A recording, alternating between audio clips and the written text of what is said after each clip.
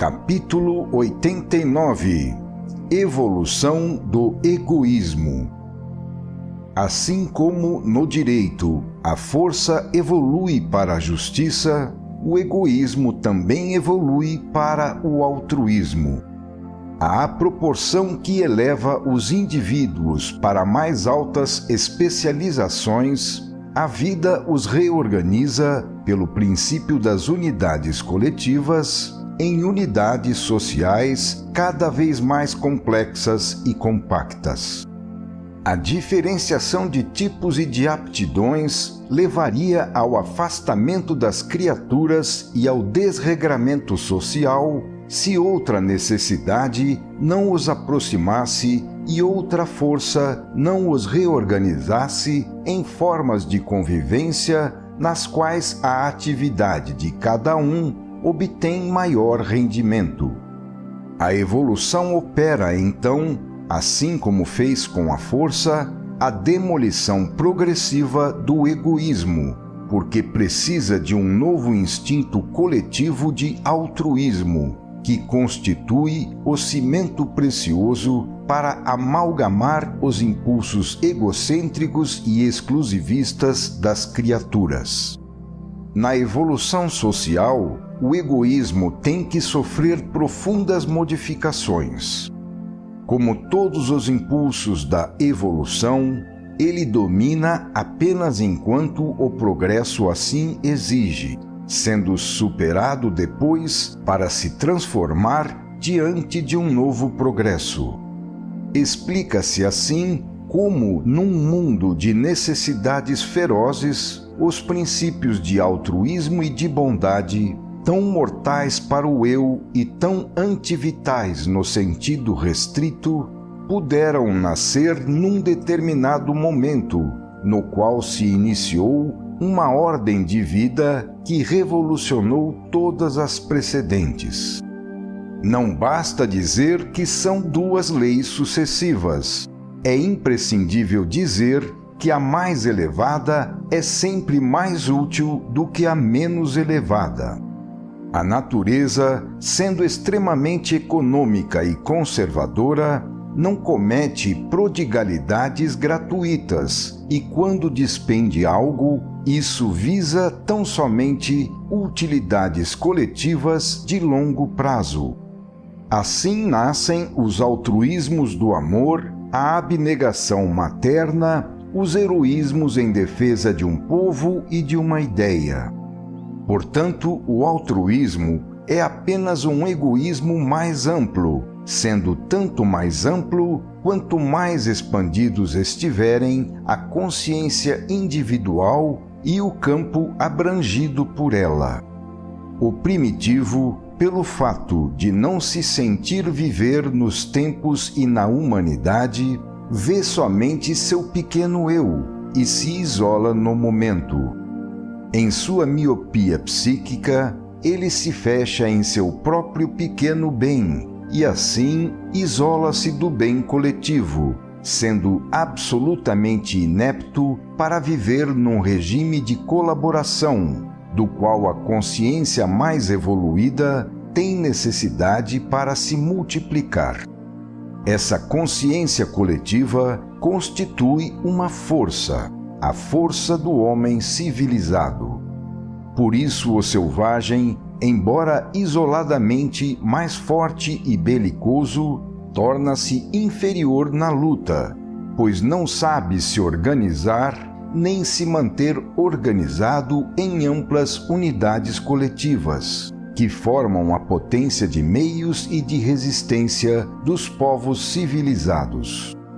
Quanto mais evoluído é o homem, tanto mais fortemente ele sente a lei, a qual impõe que ele olhe para trás e se doe em auxílio à caminhada dos menos evoluídos, a fim de que a evolução caminhe compacta.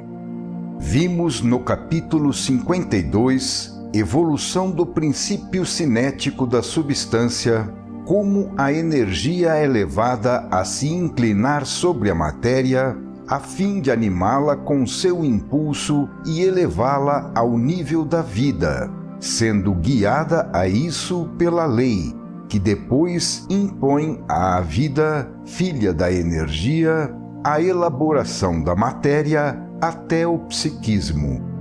Essa mesma lei de coesão que obriga a uma retomada de movimentos inferiores, a fim de fazê-los reviverem em oitavas mais altas, também faz o alto se dobrar sobre o baixo para retomá-lo sempre no ciclo evolutivo e assim não deixar nada abandonado fora do circuito, apodrecendo no fundo, fora da grande caminhada.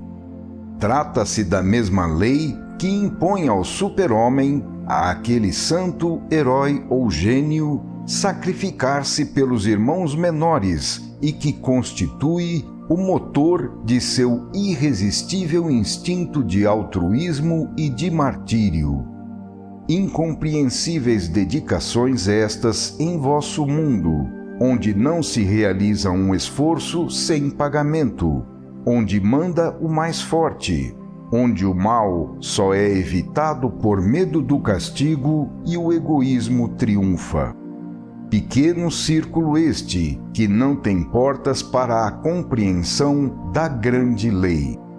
No entanto, tais altruísmos são lógicos, são verdades simples, são forças racionalmente vinculadas de um extremo ao outro das fases de vosso universo e de vosso concebível. Em paralelo à formação e desenvolvimento do psiquismo, ocorre também esta dilatação do egoísmo, que, sentindo-se uno com os demais, acaba abraçando todos no próprio cálculo hedonístico. Trata-se de uma expansão da compreensão, até atingir num amplexo todas as criaturas irmãs. A abrangência do abraço indica a amplitude da compreensão, medindo o processo de autoeliminação das formas inferiores, como vimos na evolução. Não se trata de um altruísmo abstrato, sentimental, irracional e sem utilidade, mas sim de um altruísmo sólido e resistente, porque utilitário. A lei não se manifesta como princípio abstrato, mas aparece continuamente como manifestação concreta, personificada nos seres, que em suas formas de vida representam os artigos contidos nessa lei. O egoísmo é a expressão de uma insuprimível força centralizadora e protetora das individuações. A luta contra tudo aquilo que não é o eu constitui a primeira expressão e a prova da formação de determinado tipo de consciência, que tão logo surge na vida, tem que se defender. Do indivíduo à família, ao grupo, ao povo e à raça, trata-se de um egoísmo cada vez mais abrangente, ligado a uma contínua expansão da consciência em relação aos limites da distinção absoluta entre o eu e o não-eu.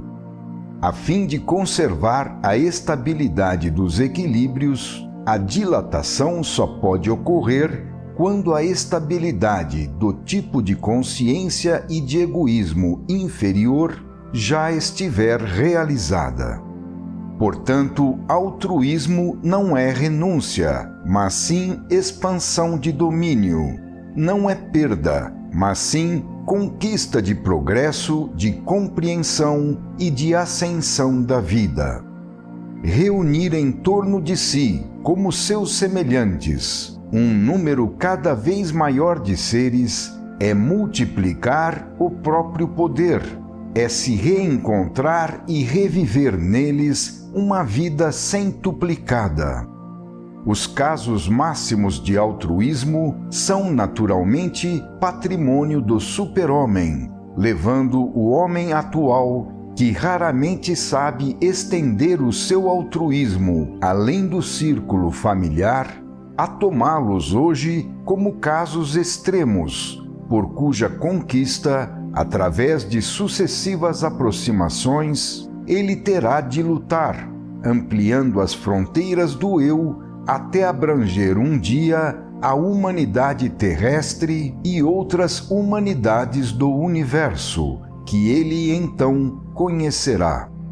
Quando o herói morre por sua nação, quando o mártir se sacrifica pela humanidade, ou quando o gênio se desgasta pela ciência, seus egoísmos são tão amplos que não mais podeis concebê-los.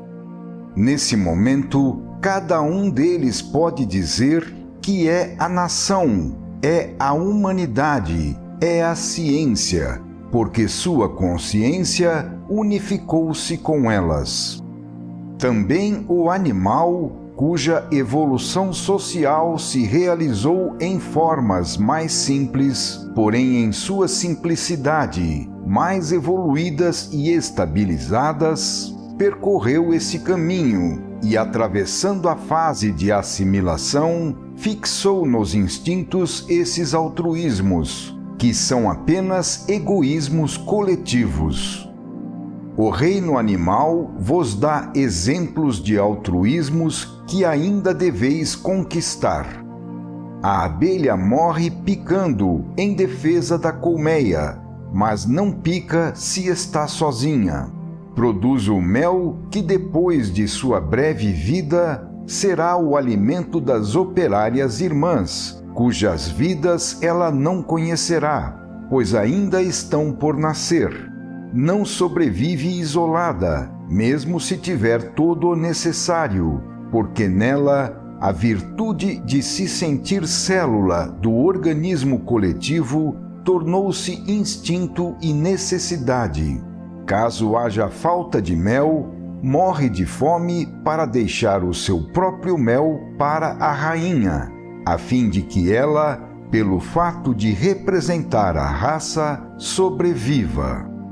Trata-se de altruísmos heróicos para vós, que estais na fase das formações coletivas através das grandes virtudes, com as quais se fixam os instintos do futuro.